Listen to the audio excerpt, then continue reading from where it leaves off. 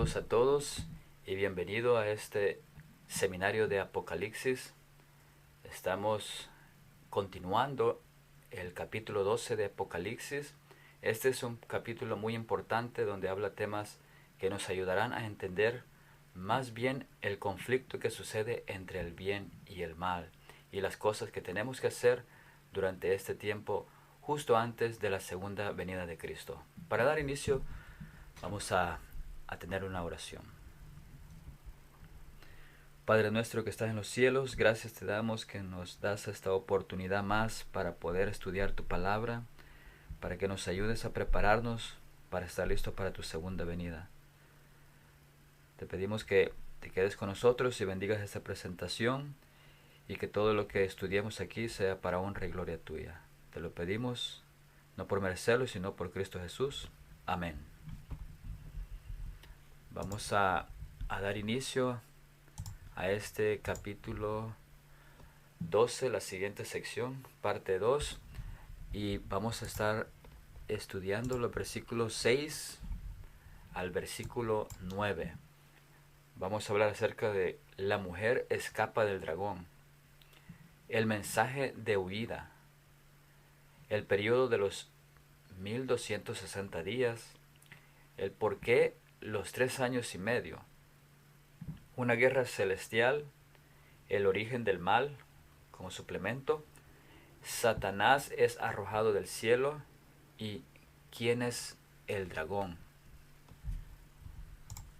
Y damos inicio con la mujer escapa del dragón. Apocalipsis 12:6 dice: y la mujer huyó al desierto donde tiene lugar preparado por Dios, para que ahí la sustenten por 1260 días. Y la profecía se centra nuevamente en el conflicto actual entre Satanás y la iglesia de Dios. La iglesia huye al desierto en busca de protección, a un lugar preparado por Dios. Se da a entender que el dragón ha comenzado a hacer guerra contra la mujer. La iglesia de Dios está en peligro. Estamos siendo testigos de la iglesia durante su periodo final de la historia humana. Es cuando la profecía declara repetidamente que ocurrirá una terrible persecución. La imagen de la huida transmite que ella está, 1, escapando de la ira de Satanás, 2, dirigiéndose a un lugar seguro, y 3, algo le advierte que debe salir rápidamente de una situación amenazante. Esto no significa que la mujer huya después de liberar a su hijo. Esto es simplemente otro fragmento de esa historia apocalíptica. Y una narración profética similar de esta mujer relacionada directamente con la persecución comienza en realidad en el versículo 13. La idea aquí en el versículo 6 continúa la orientación introductoria de cómo la mujer y el dragón se convierten en señales apocalípticas. Y el mensaje de huida. En los evangelios, Jesús indicó que cuando veas la abominación que lleva a la desolación amenazando al pueblo de Dios o su iglesia, dice, huye. Y este es un imperativo que usa la misma palabra griega que aquí en el versículo 6. Allí debían huir a las montañas. Para los judíos cristianos significó una huida literal a través del Jordán hacia las colinas de Pella en Decápolis en el año 66 después de Cristo. El Salmo 36:6 dice: tu justicia es como los montes de Dios, tus juicios abismo grande. Oh Jehová, al hombre y al animal conservas. Miramos que las montañas eran un lugar de protección divino y ordenado. Ahora, para el pueblo de Dios en los últimos tiempos, en Lucas 21:20, Cristo aconsejó a sus discípulos: pero cuando viereis a Jerusalén rodeada de ejércitos, sabed entonces que su destrucción ha llegado. Nos dice que el fin está a la vista.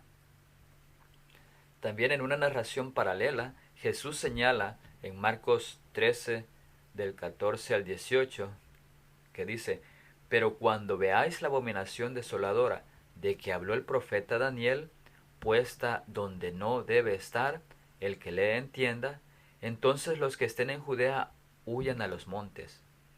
El que esté en la azotea no descienda a la casa ni entre para tomar algo de su casa. Y el que esté en el campo no vuelva atrás a tomar su capa. Mas ay de las que están encintas y de las que críen en aquellos días. Orad pues que vuestra huida no sea en invierno. Aquí nuevamente nos dice que debe de huir inmediatamente. Por último, el discurso del Monte de los Olivos de Mateo señala además, en Mateo 24, 15 y 16, por tanto, cuando veáis en el lugar santo la abominación desoladora de que habló el profeta Daniel, el que lee entienda. Entonces los que estén en Judea huyan a los montes. Nuevamente, en el Antiguo Testamento las montañas, colinas, tenían un significado simbólico maravilloso. Representaban el poder de Dios. Salmo 121. El lugar donde Dios habita, el monte Sión. Salmo 2, 6. Y el lugar donde el pueblo de Dios puede o desea ir en busca de seguridad y adoración. Génesis 19:30, Isaías 2, del 2 al 4. Además, Sión o el monte Sión representa el lugar espiritual único de protección en las Escrituras, una fortaleza. Segundo de Samuel 5:7, donde reside Jehová nuestro Dios. Jeremías 31:6. Sión es un monte que no se puede mover. Salmo 125:1. Isaías lo ve como un lugar de refugio. Isaías 14:32. Donde Dios ha ubicado la salvación. Isaías 46:13. La abominación de Daniel es un pecado contra el sábado al promulgar una ley que apoya un sábado falso. Daniel 8:13, 11:31, 35, 12:11. Cuando esto se pone en práctica, es imperativo encontrar un lugar seguro. Podemos buscar más información estudiando el seminario de Daniel capítulo 8. Nos habla más en específico del por qué el continuo es el sábado. Esas montañas simbolizan un lugar de seguridad espiritual, tal como lo ejemplifica el desierto. ¿Cómo podría el refugio espiritual de las montañas al que alude Cristo justo antes de la segunda venida vincularse con esta metáfora del desierto? Cuando el odio contra el pueblo de Dios viene acompañado de persecución, en el versículo 13, la imagen de escapar o huir aquí es hacia un desierto. Y esto se embellecerá más profundamente más adelante en el capítulo.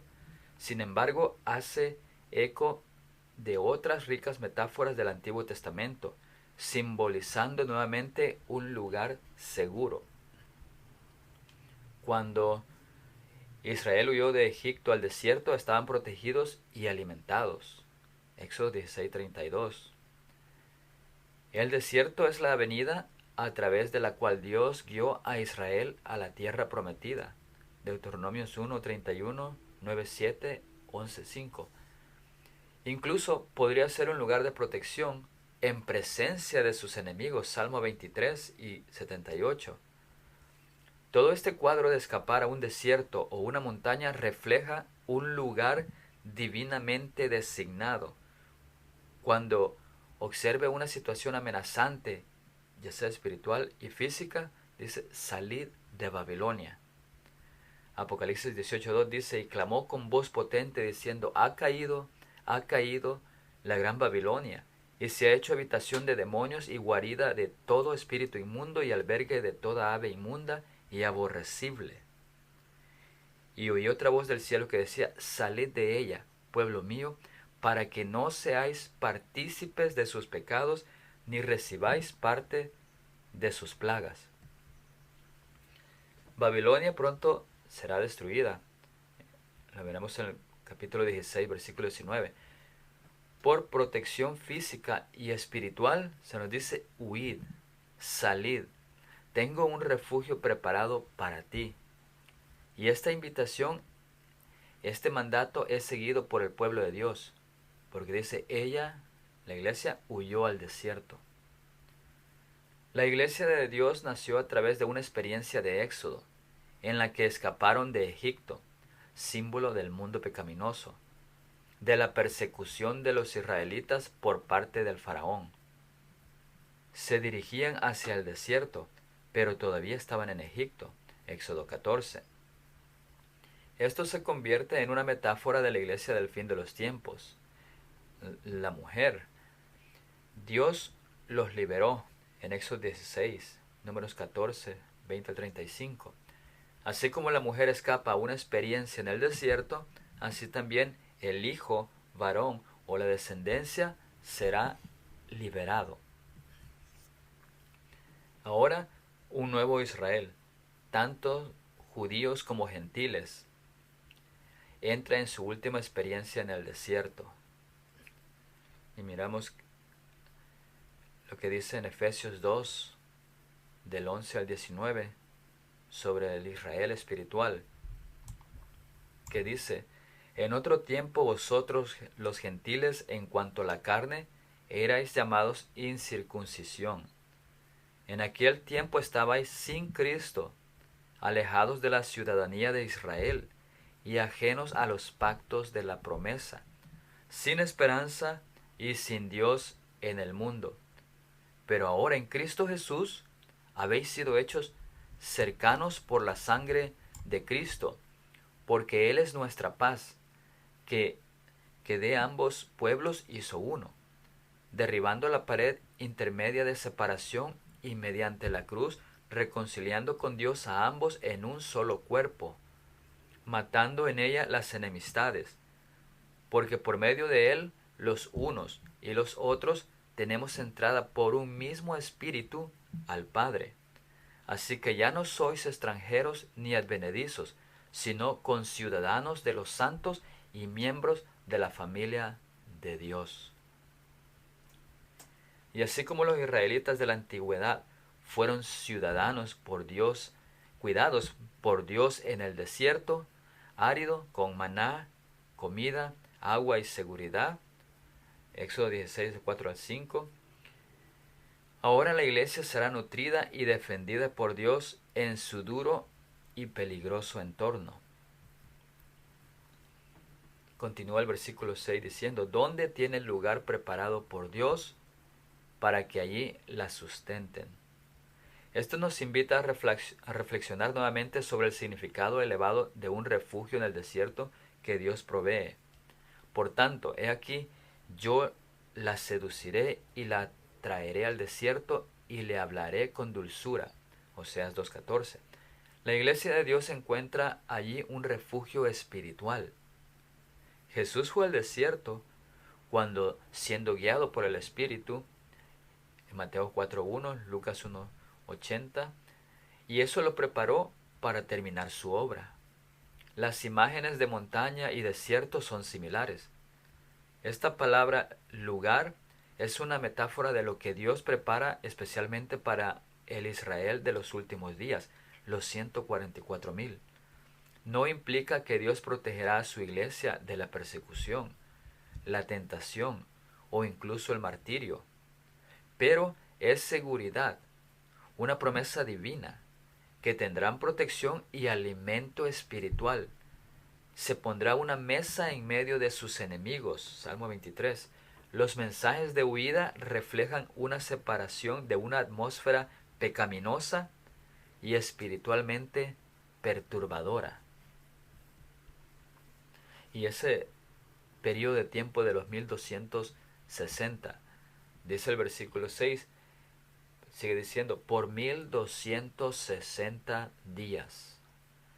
Y este periodo de tiempo se introdujo en el capítulo anterior. Su estructura y secuencia nos da una información. Todos se derivan de los tiempos del tiempo del fin. En Daniel 11 y 12 se alude a este periodo como el tiempo señalado. un tiempo especialmente apartado para terminar la obra. Y esta es la secuencia de eventos. Miremos primero que la parte abierta, o la porción Jasón que ya está abierta, de Daniel está en las manos de Cristo, en el capítulo 10, versículo 2. 2. Él profetiza, o sea, tiempo futuro, mientras hace un juramento a Dios el Padre, Daniel 12:7, que el tiempo no será más, ya no estará más retrasado, en el versículo 6 del capítulo 10. 3. Se señala el juicio de los vivos a los adoradores, en capítulo 11, versículo 1. Y 4. Hay persecución por 42 meses y la demora ha terminado. 5. Los dos testigos están activos 1260 días, en el versículo 3 de Apocalipsis 11, el mismo periodo de tiempo. Y 6. Luego miramos la segunda venida en el versículo 12 del capítulo 11. Este es tiempo literal, no es simbólico de día por año, que sean años. Y este tiempo se introdujo de la porción hebrea de Daniel y hace eco de Daniel 7:25 en arameo. No hay razón aquí en el versículo 6 para cambiar este punto de vista establecido. Eso se remachará aún más en una repetición de este periodo usando una expresión de tiempo diferente en el versículo 14, con un significado funcional diferente, pero es el mismo periodo de tiempo. Los 1260 días es el periodo en el que los testigos de Dios, impulsados por el Espíritu, están profetizando. Apocalipsis 10:11 y 11:3. O evangelizando al mundo con su último llamado del Evangelio. En estos versículos introductorios del capítulo 12, Dios está dejando en claro dos cuestiones de tiempo. Uno, la persecución ocurrirá durante un periodo de tiempos y la mitad de un tiempo, liderada por el anticristo, Apocalipsis 12:14, o 42 meses, Apocalipsis 11:2. Y dos, el último testimonio del Evangelio al mundo será durante un periodo de 1260 días que estamos seguros que será exitoso. Y los 1260 días son la tercera de las 5 descripciones de un periodo de 3 años y medio que describe la etapa final de la historia humana. Es así como se describe esa etapa final, al decir 3 años y medio, al decir 1260 días. Se está describiendo esa etapa final. No es que sean literales, porque Dios puede acortar los tiempos. Nos dice 42 meses en Apocalipsis 11:2, el 13:5, que está relacionado con Satanás y sus secuaces. Cuando menciona 1260 días en Apocalipsis 11:3 y 12:6, está relacionado con el pueblo de Dios. Y tiempos y la mitad de un tiempo, que lo vemos en el 12:14, está asociado con distintas profecías o expresiones. Y como en otras partes, se hace eco de su origen en Daniel 7:25 y 12:7. Y ahora, ¿por qué los 3 años y medio? Y esta es la mitad de un ciclo sabático y refleja la importancia de ese tiempo en los periodos de prueba del Antiguo Testamento. Segunda de Crónicas 36, 20, 21, Jeremías 25, 9. Pero, ¿por qué la mitad de un ciclo sabático? ¿Dónde está la otra mitad? ¿Existe en algún lugar otra mitad sabática de un periodo de 7 años? Y aunque no forma parte de este estudio, la evidencia sugiere que se encuentra en Daniel 9. Allí se inaugura la historia cristiana y aquí se consuma al terminar esos 3 años y medio. Y a lo largo de este tiempo, el pueblo de Dios vivirá una experiencia en el desierto, pero estarán protegidos espiritualmente. Más adelante en este capítulo hay mucha más información sobre la mujer y la descendencia. Como sucede con la mayoría de las profecías apocalípticas, el bien está en conflicto con el mal. Y esta imagen de la mujer que comienza en los cielos, todos la ven y la conocen. Es una señal de santidad del tiempo del fin que ha llegado a un grupo del pueblo de Dios. La imagen del dragón es primero contra el ejército celestial, porque hay una guerra en el cielo. Luego contra la mujer y su hijo, ahora una guerra en la tierra. Y ahora se amplían los detalles de esa caída. En los siguientes versículos de Apocalipsis 12 del 7 al 9 dice: Después hubo una gran batalla en el cielo. Miguel y sus ángeles luchaban contra el dragón, y luchaban el dragón y sus ángeles. Pero no prevalecieron, ni se halló ya lugar para ellos en el cielo.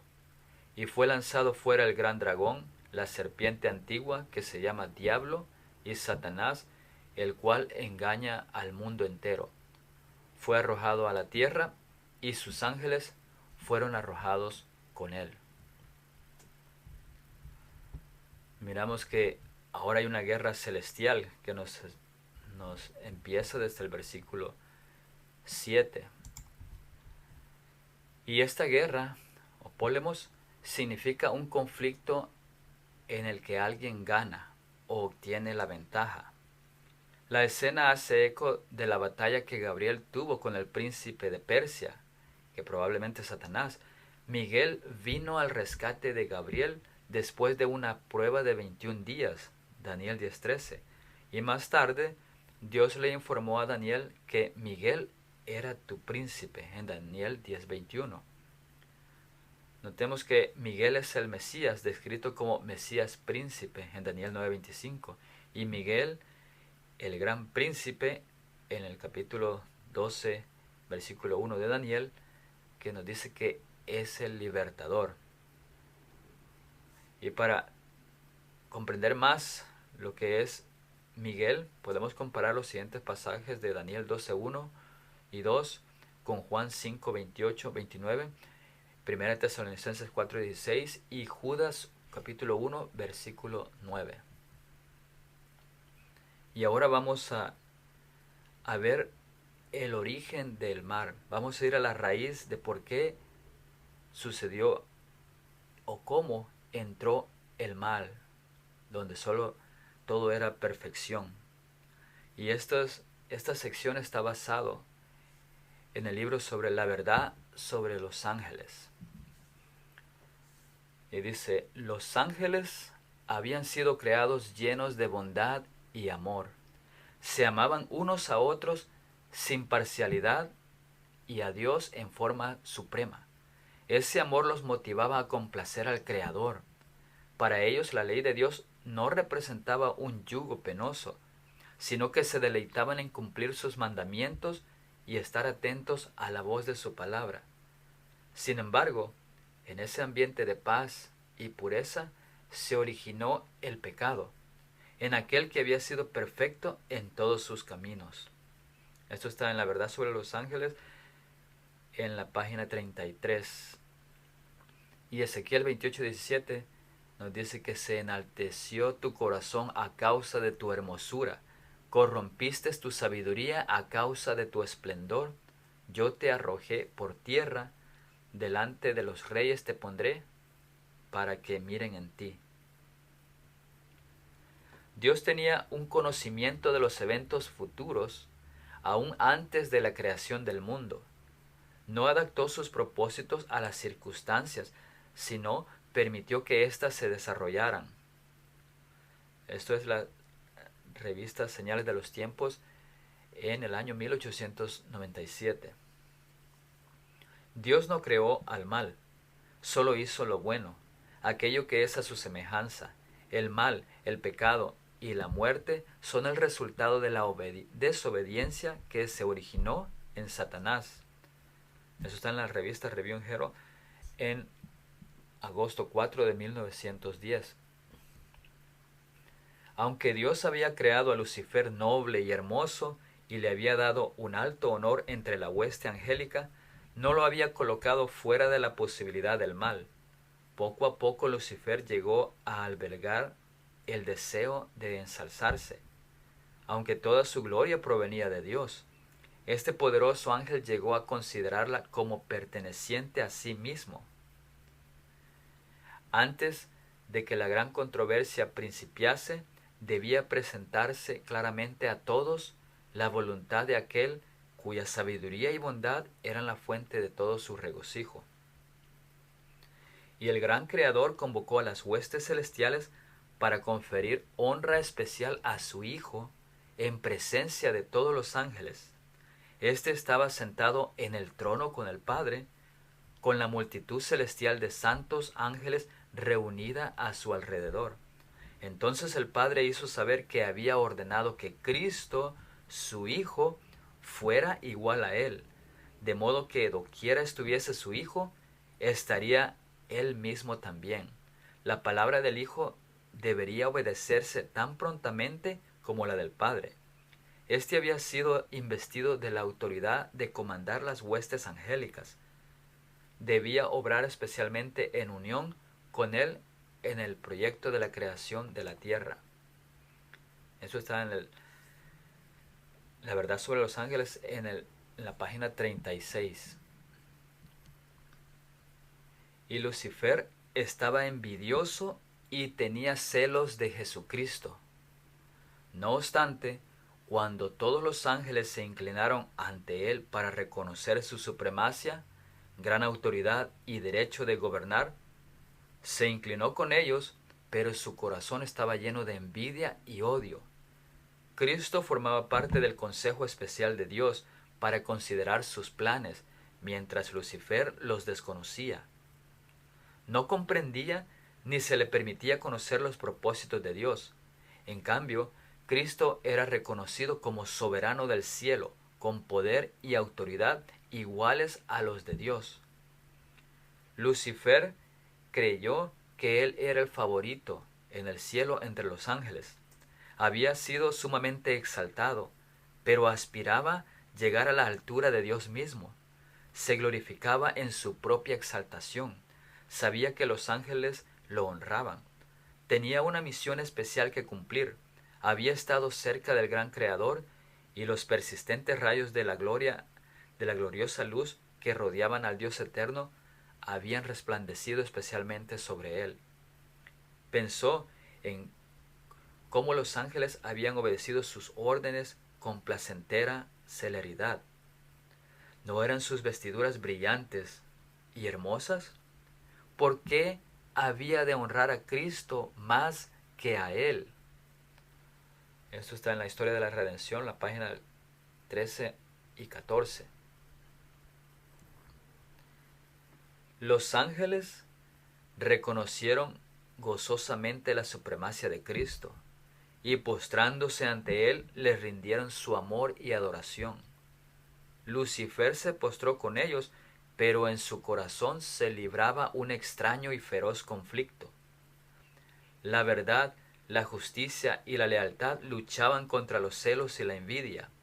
La influencia de los santos ángeles pareció por algún tiempo arrastrarlos con ellos, pero luego se llenó del orgullo de su propia gloria, volvió a su deseo de supremacia y nuevamente dio cabida a su envidia hacia Cristo.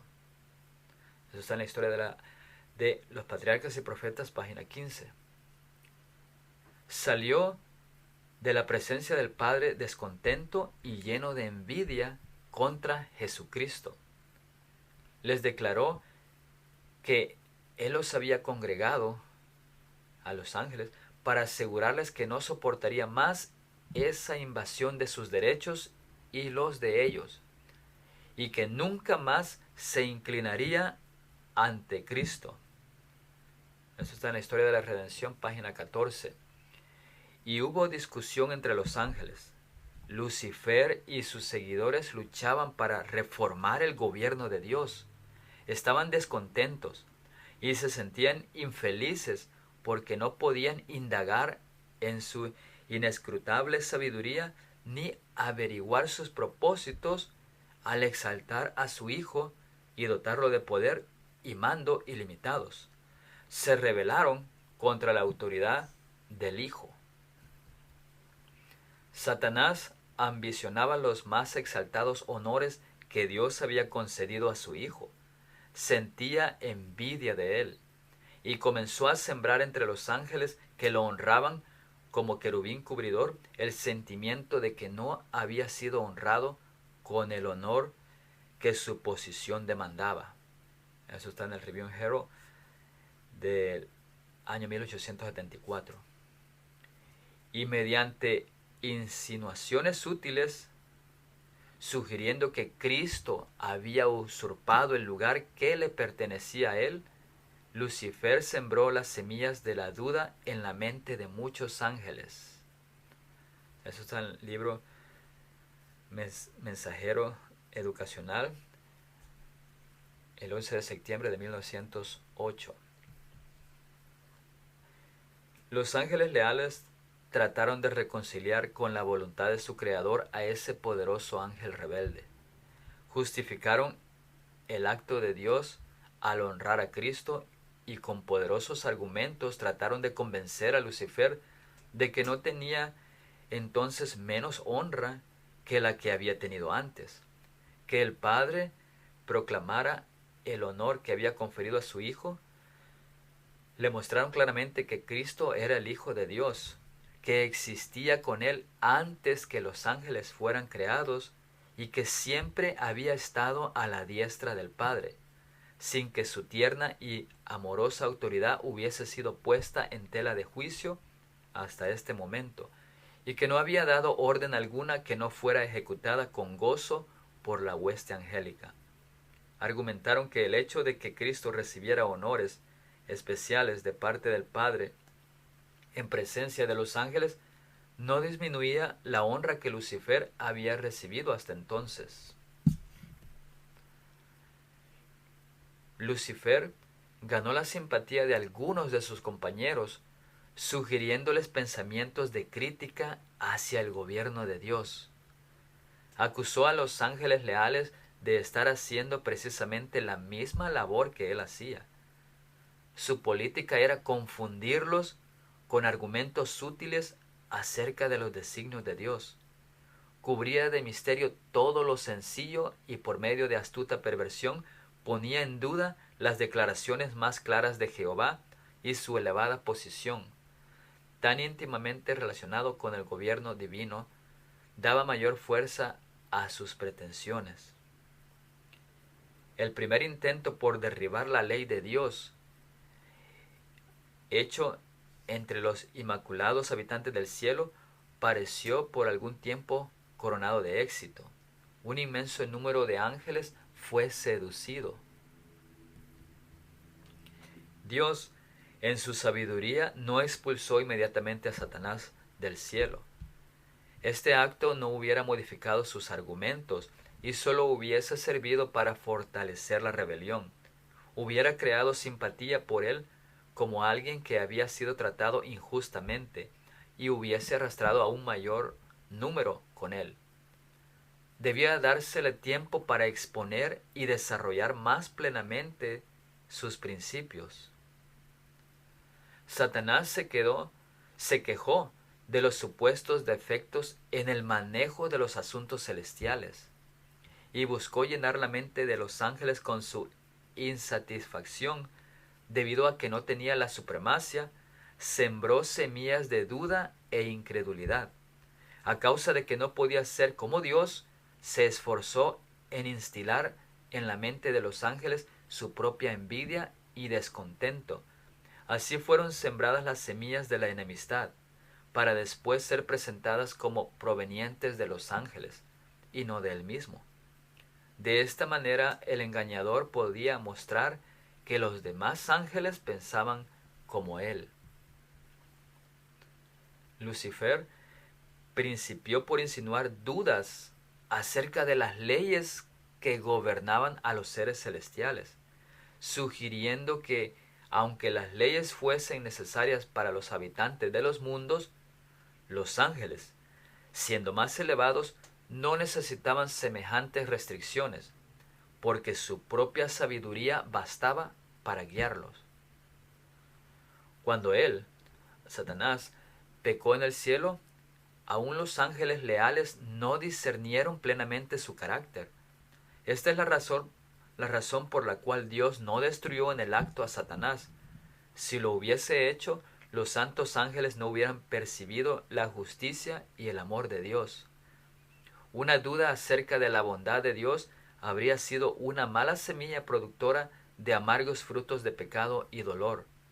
Por lo tanto, el autor del mal fue dejado con vida hasta que desarrollase plenamente su carácter. Palabra de vida del Gran Maestro en la página 51. Mientras algunos de los ángeles se unían a Satanás en su rebelión, otros buscaban disuadirlo de sus propósitos y defendían el honor y la sabiduría de Dios al dar autoridad a su Hijo. Pero Satanás razonaba y se preguntaba, ¿por qué Cristo debía ser dotado de poder ilimitado y de comando más alto que el suyo? Lucifer no quiso escucharlos. Se apartó entonces de los ángeles leales acusándolos de servilismo. Estos se asombraron al ver que Lucifer tenía éxito en sus esfuerzos por incitar a la rebelión. Les prometió un nuevo gobierno, mejor que el que tenían entonces, en el que todo sería libertad. Muchísimos expresaron su propósito de aceptarlo como su dirigente y comandante en jefe. Cuando vio que sus propuestas tenían éxito, se vanaglorió de que podría llegar a tener a todos los ángeles de su lado, que sería igual a Dios mismo. Y su voz llena de autoridad sería escuchada al dar órdenes a toda la hueste celestial. En su gran misericordia, Dios soportó por largo tiempo a Lucifer. Este no fue expulsado inmediatamente de su elevado puesto, cuando se dejó arrastrar por primera vez por el espíritu de descontento, ni tampoco cuando empezó a presentar sus falsos acertos a los ángeles leales. Fue retenido aún por mucho tiempo en el cielo. Varias y repetidas veces se le ofreció el perdón con tal de que se arrepintiese y se sometiese. El conflicto de los siglos, página 549 y 550.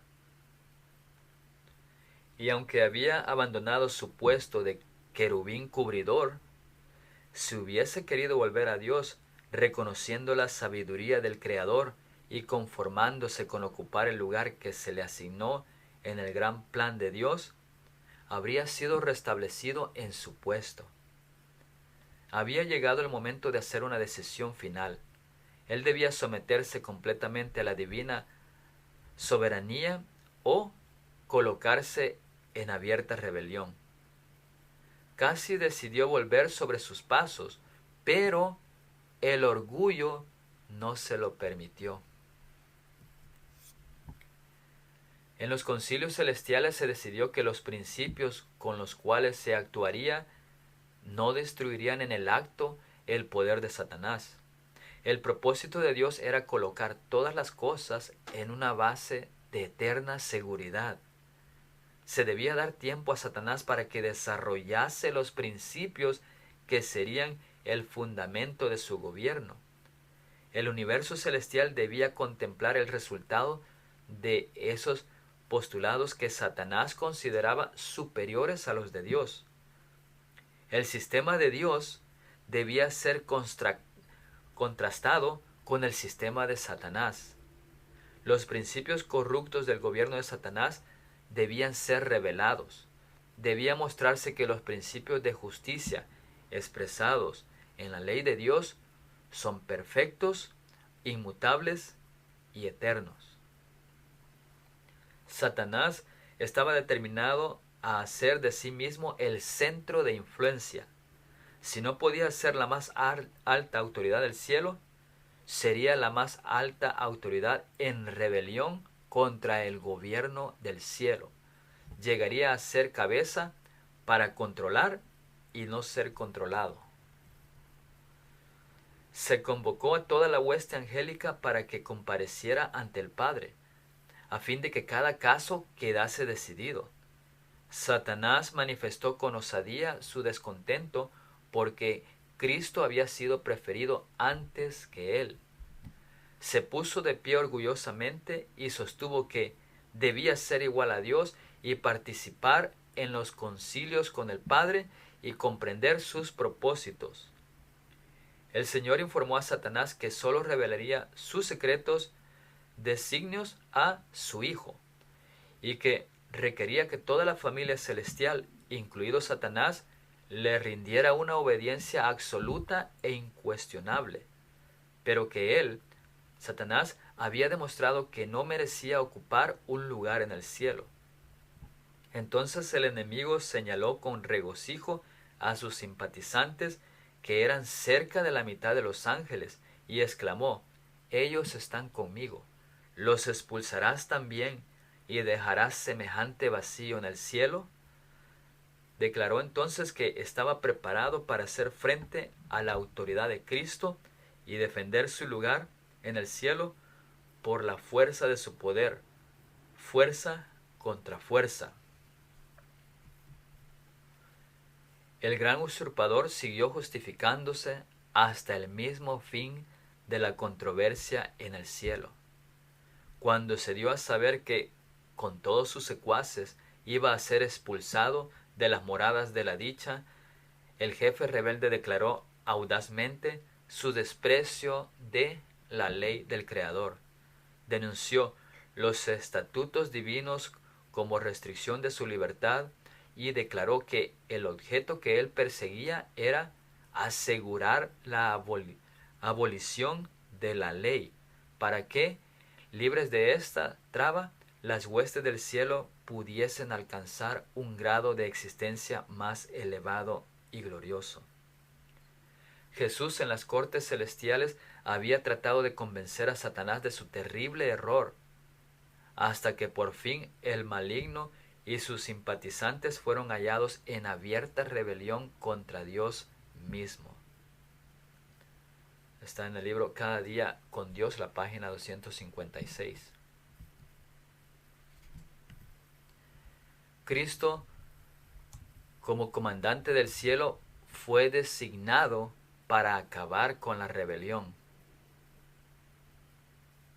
Entonces hubo guerra en el cielo. El Hijo de Dios, el Príncipe Celestial, y sus ángeles leales entraron en conflicto con el archirrebelde y los que se le unieron. El Hijo de Dios y los ángeles fieles prevalecieron y Satanás y sus seguidores fueron expulsados del cielo. Cristo era el único unigénito Hijo de Dios, y Lucifer, ese ángel glorioso, entabló una guerra sobre el asunto hasta que tuvo que ser arrojado a la tierra.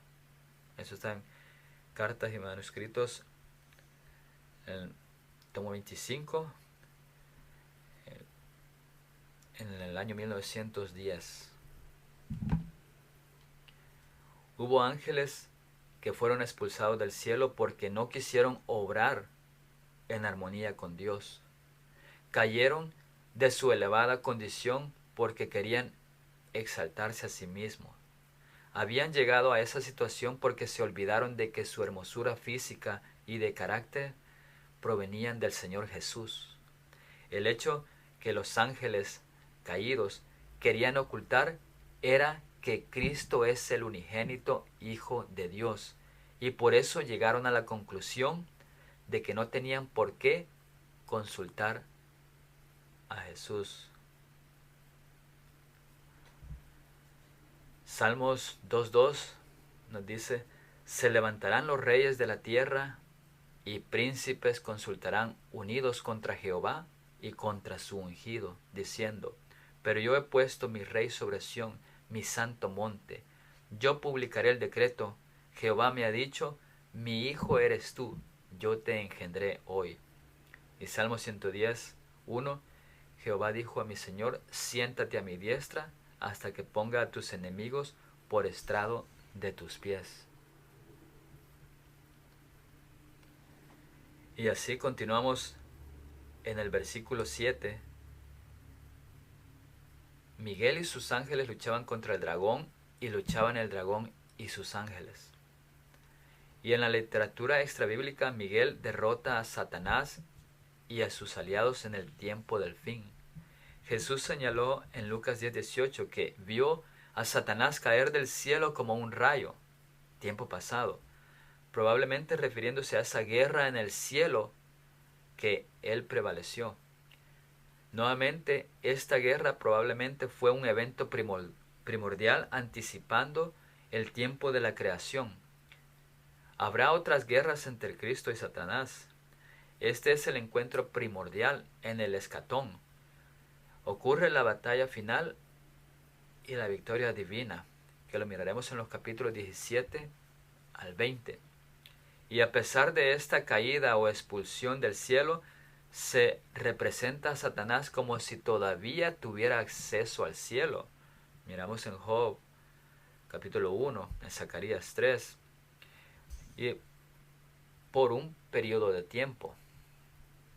Y la evidencia pesa mucho a favor de la capacidad de Satanás a ser un acusador de los hermanos hasta la cruz.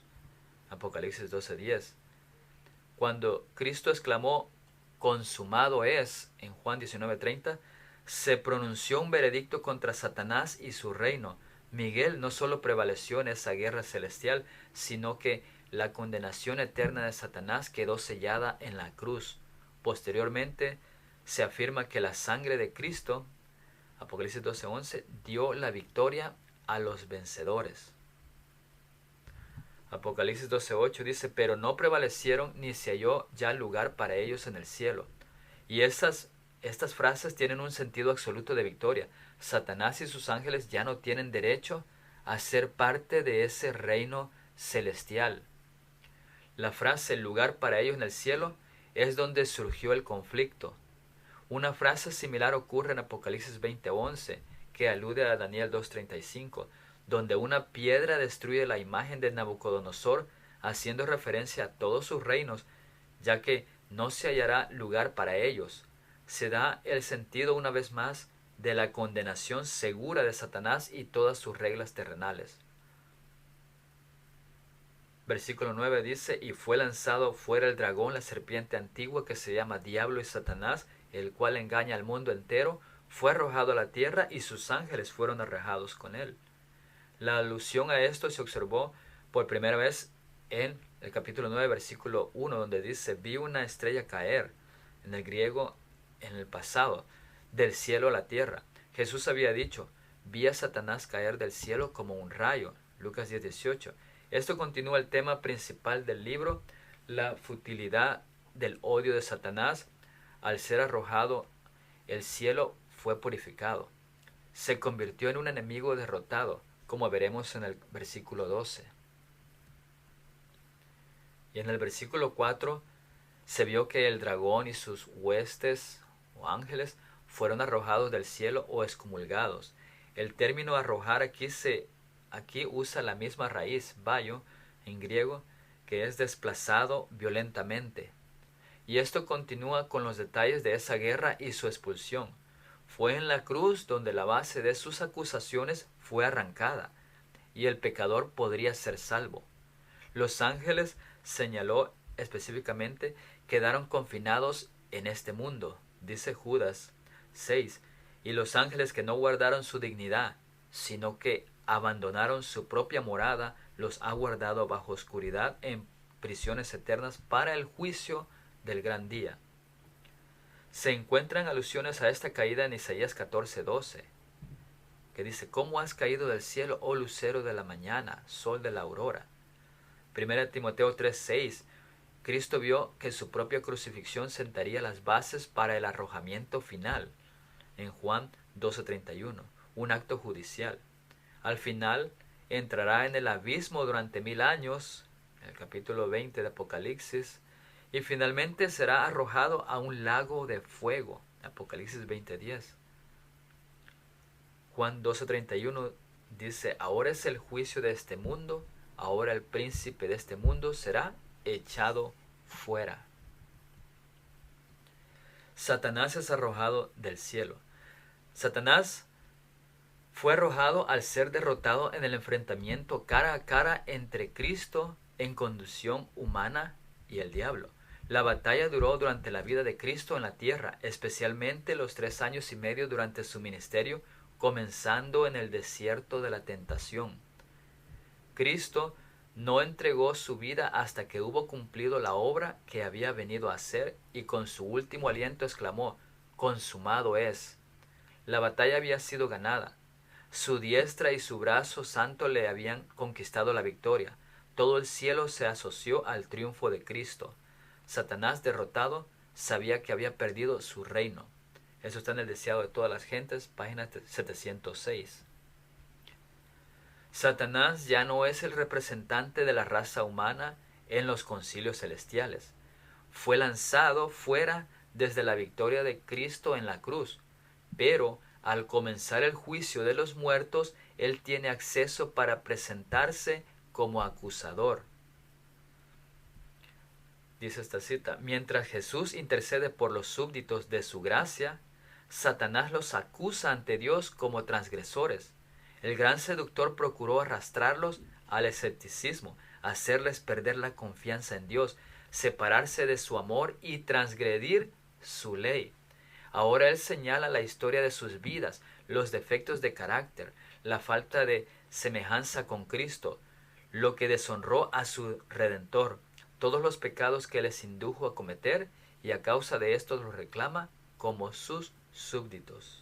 Conflicto de los siglos, página 475. Y al terminar el juicio de los muertos, el juicio vemos que empieza por la casa de Dios, 1 Pedro 4:17. Y el juicio que se está llevando en el cielo de los muertos, Satanás no tendrá más motivo para ingresar al cielo. Será echado fuera definitivamente. Al concluir el juicio de los muertos, Satanás, al ser expulsado otra vez del cielo, volverá a la tierra con grande ira, sabiendo que le queda poco tiempo para alistar sus tropas y disputar la batalla ahora sobre los vivos. El juicio de los vivos se lleva a cabo en la tierra, en la cual cada ser humano elegirá su propio bando y lo pondrá de manifiesto ante todos. Satanás seguirá acusando y engañando a todo el mundo para demostrar que su sistema de gobierno, que es quebrantando la ley de Dios, es mejor para los seres creados. Es aquí donde la prueba final a la humanidad es sobre la ley de Dios. Al finalizar la prueba final a la humanidad, o el tiempo de gracia, Jesús viene por los suyos, que en la segunda venida, y Satanás quedará solo en el planeta Tierra por 1000 años, Apocalipsis 20, del 2 al 3, hasta que el pecado sea destruido por completo en la ejecución del juicio final, Apocalipsis 20, del 11 al 14, y allí será arrojado al lago de fuego, Apocalipsis 20, 10. ¿Quién es el dragón? Juan ahora identifica claramente al dragón. En el versículo 9 dice: la serpiente antigua que se llama Diablo y Satanás, el cual engaña al mundo entero. Satanás fue identificado inicialmente como la serpiente que engañó a Eva. Génesis 3:1 al 15. Curiosamente, era más astuta que todos los animales del campo. Génesis 3:1. Ella se convirtió en una característica bíblica prominente de Satanás. Las anotaciones de Satanás y el diablo son retratadas en la Biblia de diversas maneras. Uno, como adversario o acusador. Números 22, 32, Job 1 del 6 al 12, 2 del 1 al 6, Zacarías 3 del 1 al 2. 2, como gobernante. Juan 12:31, 14:30 y 16:11, gobernante de este mundo. En 2 de Corintios 4:4 nos dice Dios de este siglo. Hechos 26:18, Colosenses 1:3, tiene potestad sobre los malvados. Y 3, es presentado como engañador. Juan 8:44 y 1 Juan 3:8 nos dice que es mentiroso. Apocalipsis 23, 8 y 10, engañador del mundo entero. Primera de Pedro 5, 8 lo señala como destructor. Juan 8, 44 como asesino. Y el objeto del engaño de Satanás es el mundo entero. El engaño es su principal objetivo y ocupación. Los sujetos de este engaño se mencionan en otras partes del Apocalipsis, entre ellos Jezabel, en el capítulo 2, versículo 20. La bestia de la tierra, Apocalipsis 13, 14. También llamada el falso profeta, Apocalipsis 19, 20. Y Babilonia, la ramera, Apocalipsis 17, 5, 18, 7 al 4 y 23. Satanás y sus fuerzas malignas a menudo son vistos engañando tanto a los creyentes como a los incrédulos. Su obra engañosa se expresa a través de cuadros tales como tentación, engaño e incluso disfrazarse como ángel de luz. No es una exageración afirmar que el método principal que usa Satanás para desbaratar el plan de Dios es el engaño. Dice esta cita: desde la caída de Satanás ha existido enemistad entre la verdad y la falsedad. El ser que ahora se dedica en forma tan constante a sembrar la semilla del error ocupó una vez más una de las posiciones más exaltadas en las cortes celestiales. Eso está en Alza tus ojos, la página 75, 3. Podemos ver cómo Satanás ha sido el engañador, trayendo mentira tras mentira desde el inicio, desde el origen del mal. Y este conflicto está por terminarse. Cristo está por venir. Y Jesús nos dijo que en ese tiempo final, mirad que nadie os engañe, porque habrán engaños en todas áreas. Y así lo hemos visto y lo estamos mirando. Incluso en la iglesia de Dios también, porque es ahí donde estamos viendo que Satanás ha ido tras la iglesia, tras la mujer, para engañarla, para ser engañados. Es nuestra tarea de nosotros estar atentos y dispuestos a mirar y a observar, examinar todo para no ser engañados. Porque ese es el conflicto. Satanás yéndose en contra del gobierno de Dios, yendo en contra de la ley de Dios, y lo ha traído hasta este planeta, hasta la tierra, para que ahora, diciendo que la ley de Dios no tiene vigencia, y esa será la prueba final.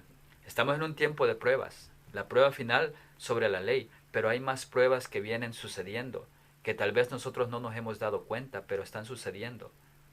¿En quién confiaremos? ¿Quién es Dios? Y Satanás ha sido astuto. La apostasía ha llegado en grande. Está en nosotros tener la humildad, no el orgullo como Satanás, y buscar la verdad y aceptar la verdad y obedecerla. Continuaremos más acerca de este conflicto del bien y el mal en el siguiente video. Para terminar, vamos a orar. Padre nuestro que estás en los cielos, te damos gracias porque tú hiciste provisión para todo este conflicto.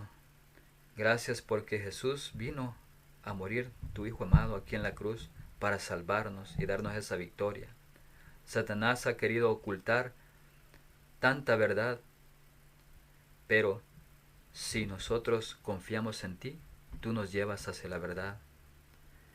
Te pido por cada uno de los que estamos escuchando y viendo hasta aquí este video, que tú seas con ellos. Te pido que sea de bendición esta presentación y que todo lo que hagamos de ahora en adelante sea para honrarte y glorificarte a ti nada más.